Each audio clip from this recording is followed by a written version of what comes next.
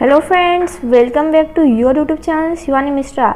तो आज की इस वीडियो में मैं आपको सोल्यूशन बताने वाली हूँ सोशल साइंस के पेपर का। और ये जो सैम्पल पेपर है आपके लिए बहुत ही ज़्यादा हेल्पफुल होता है 2021 के क्वार्टरली एग्ज़ाम में। तो आपको यहाँ पास दिख रहा होगा कि ये जो पेपर है 2021 का है।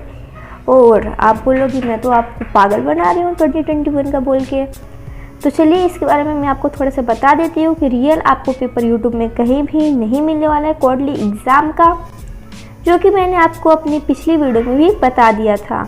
तो मैं आपको थोड़ा सा दोबारा एक्सप्लेन कर देती हूँ क्यों नहीं मिलेगा। आपको पता होगा कि अगले साल क्या हुआ था, 12th क्लास वालों का पेपर लीक हो गया था, जिसकी वजह से गवर्नमेंट ने इस बार बोला है कि अगर कोई भी यूट्यूब चैनल वाले पेपर लीक करते हैं तो उनके चैनल को टर्मिनेट कर दिया जाएगा, प्लस उनके चैनल से कुछ फाइन्स भी लिए जा सकते हैं।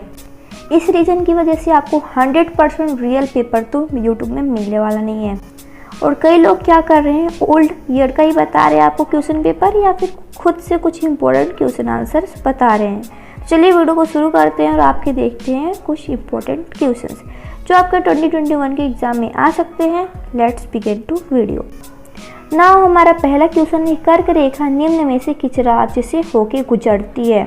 तो आपको पता होगा कर्क रेखा मध्य प्रदेश से होके गुजरती है। ठीक है, तो आपको याद भी रखना है कर्क रेखा किन किन राज्यों से होके गुजरती है। बहुत ही इंपॉर्टेंट क्वेश्चन है ये वाला। दूसरा देखते हैं, क्षेत्रफल की दृष्टि से सबसे अनेक वन किस राज्य में पाए जाते हैं। तो मिजोरम में सबसे ज़्यादा वन पाए जाते हैं। परेशान नहीं होइए, हम आपको इंग्लिश से भी दिखाते हैं। ठीक है, तो इंग्लिश मीडियम वाले यहाँ पास देखिए, for which state does the tropic of cancer pass through. So correct answer is Madhya Pradesh. Second is, in term of area which state has the largest coverage of forest. This is a Mizoram. Now third question is, Hitler इनमें से किस देश को विश्व का शक्तिशाली देश बनाना चाहता था। तो जर्मनी को शक्तिशाली देश बनाना चाहता था। ये क्वेश्चन आपके नहीं आने वाला है क्योंकि क्वार्टरली एग्जाम के सिलेबस में ये नहीं है, तो आप इसको छोड़ दीजिए। और यहाँ पर सिविक्स से एक क्वेश्चन है आपका, जो कि है लोकतांत्रिक व्यवस्था में शासकों को भी पालन करना पड़ता है, कानूनों का पालन करना पड़ता है। यहाँ पास इंग्लिश में देखिए, in a democracy system ruler also have to follow law. पांचवा क्वेश्चन देखते हैं, निम्न में से कौन सा क्रियाकलाप प्राथमिक क्षेत्र में शामिल नहीं है। Which of the following activity is not included in the premier section. So transportation, परिवहन शामिल नहीं है प्राथमिक क्षेत्र। तो चलिए कुछ रिक्त स्थान देख लेते हैं अब रिक्त स्थान देख लेते हैं। अब आपको कैमरा हिलता हुआ नहीं दिखेगा, तो चलिए देखते हैं। पहला क्वेश्चन है, भारत में खारे पानी की सबसे बड़ी झील। The largest salt lake is झीलका झील, जो कि उड़ीसा में है।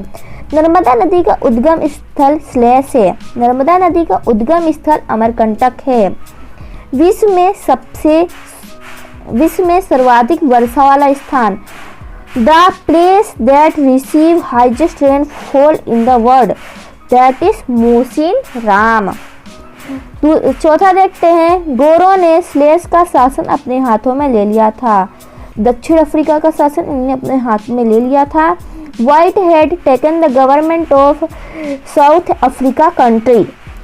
भारत में संसद के स्लेश सदन होते हैं। The Indian there are house in the parliament. There are 2 house in the parliament. तो चलिए तीसरा क्वेश्चन है आपका, एक वाक्य शब्द में उत्तर देना है। ठीक है, तो चलिए देते हैं इनका आंसर। तो चलिए देखते हैं। पहला क्वेश्चन है, एक स्थलीय भाग जो तीनों ओर से समुद्र से घिरा हो उसे कहते हैं। एक स्थलीय भाग जो तीनों ओर से समुद्र से घिरा हो उसे प्रायद्वीप कहते हैं। किस नदी को दक्षिण भारत की गंगा के नाम से जाना जाता है। गोदावरी नदी को दक्षिण भारत की गंगा के नाम से जाना जाता है।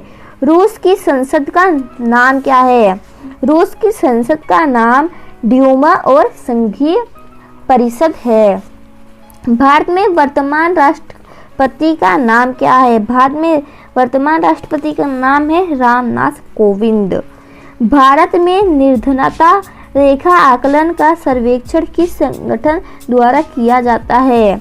बाद में निर्धनता रेखा आकलन का संरक्षण राष्ट्रीय प्रतिशतों सर्वेक्षणों संगठन द्वारा किया जाता है। यहाँ पर देखिए ये रहा आंसर। ठीक है, अभी हम देख लेते हैं आपका फोर्थ क्वेश्चन जो कि है सत्य असत्य का। वेटेड दिखाती हूँ, ये रहा। ठीक है, तो चलिए पढ़ते हैं। मैं इसको थोड़ा सा जूम कर देती हूँ जिससे आपको और भी अच्छे से दिखे।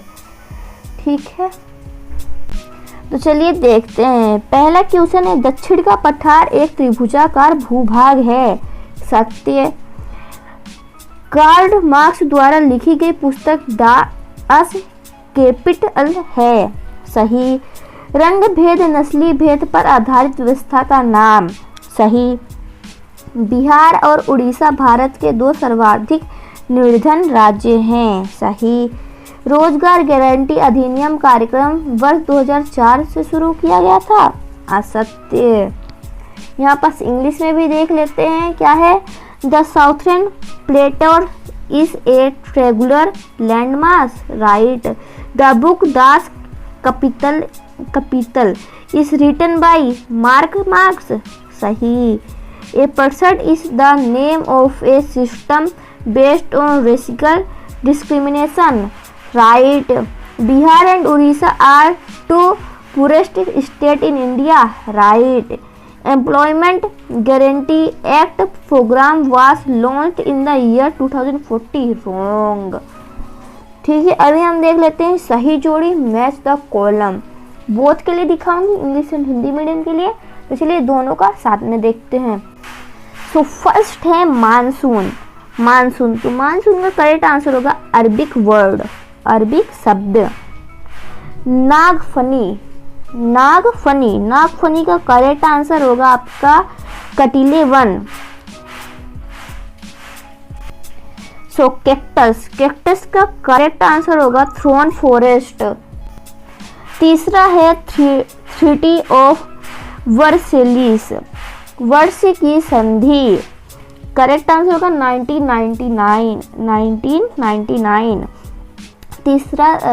चौथा देखते हैं संविधान की प्रारूप समिति के अध्यक्ष। इसका करेक्ट आंसर होगा doctor Bhimrao Ambedkar, chairman of the drafting committee of constitution इस डॉक्टर भीमराव अंबेडकर। भारत के मुख्य न्यायाधीश की नियुक्ति राष्ट्रपति करता है। Appointment of chief minister of India president. छठवां क्वेश्चन है अरावली और विंध्याचल की पहाड़ी में कौन सा पठार है। आपका आंसर यहाँ पर लिखा हुआ दिख रहा होगा मालवा। चलिए मैं आपको कॉपी में भी दिखा देती हूँ। अरावली और विंध्याचल की पहाड़ी में मालवा का पठार स्थित है।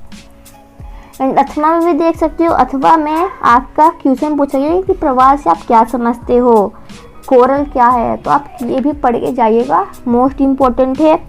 और आप उत्तरी दक्षिणी पदार्थ पढ़ के तो जाएंगे ही। तो 7वां क्वेश्चन है फ्रांसीसी समाज किन वर्गों में बटा हुआ था। In which classes was the France society divide. तो फ्रांस सोसाइटी जो थी वो 3 क्लासेस में डिवाइड थी, 3 वर्गों में बटी हुई थी। पहला था प्रथम स्टेट, द्वितीय स्टेट और तृतीय स्टेट।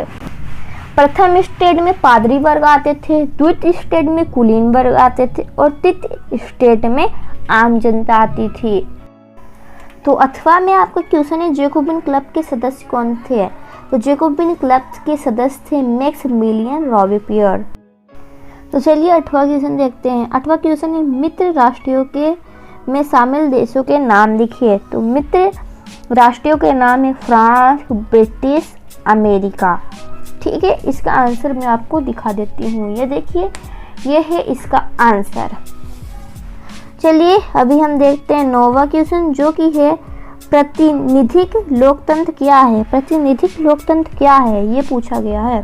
तो ये देखिए इसका आंसर है प्रातिनिधिक लोकतंत्र वह लोकतंत्र है जिसके पदाधिकार जनता के किसी समूह के द्वारा चुने जाते हैं। तो हमारा 10वां क्वेश्चन है संविधान क्या है। What is a constitution. और इसमें अथवा में क्वेश्चन है भारतीय संविधान कब लागू हुआ, उसमें कितने अनुच्छेद हैं। तो चलिए, अगर मैं सबको एक्सप्लेन करने लगूँ तो टाइम बहुत ही हो जाएगा। अभी 2 पेज का और है, तो मैं अभी आपको सबके आंसर दिखा देती हूँ, ठीक है। जो इंपॉर्टेंट क्वेश्चन है उनके मैं आपको आंसर दिखा देती हूँ। सो ये इस क्वेश्चन का आंसर है, भारतीय संविधान कब लागू हुआ? भारतीय संविधान 26 जनवरी 1950 को लागू हुआ और इसमें 456 अनुच्छेद है। और यहाँ पास एक 11वें क्वेश्चन के इम्पोर्टेंट है, मानक या उत्तर रेखा वाला। तो मानक या उत्तर रेखा को समझाइए। देखिए, मानक या उत्तर को आप पढ़ सकते हो यहाँ पास अच्छे से, ठीक है। और देखते हैं 13वां क्वेश्चन है, फ्रांसीसी समाज की महिलाओं का जीवन कैसा था? तो ये रहा उसका आंसर, ठीक है। एंड ये भी है, ठीक है। और देखते हैं, ये 14वां क्वेश्चन नहीं आ गया यहाँ पर, सब बाकी क्वेश्चन नहीं आने वाले हैं। लोकतंत्र की गुण और लोकतंत्र की विशेषताएं लिखे, ये आ सकते हैं आपके 17वें का आंसर मैं आपको दिखा देती हूँ, ठीक है। तो यहाँ पास आप देखिए, ये यहाँ पास मैं अथवा वाला दिखा रही हूँ, ये देखिए,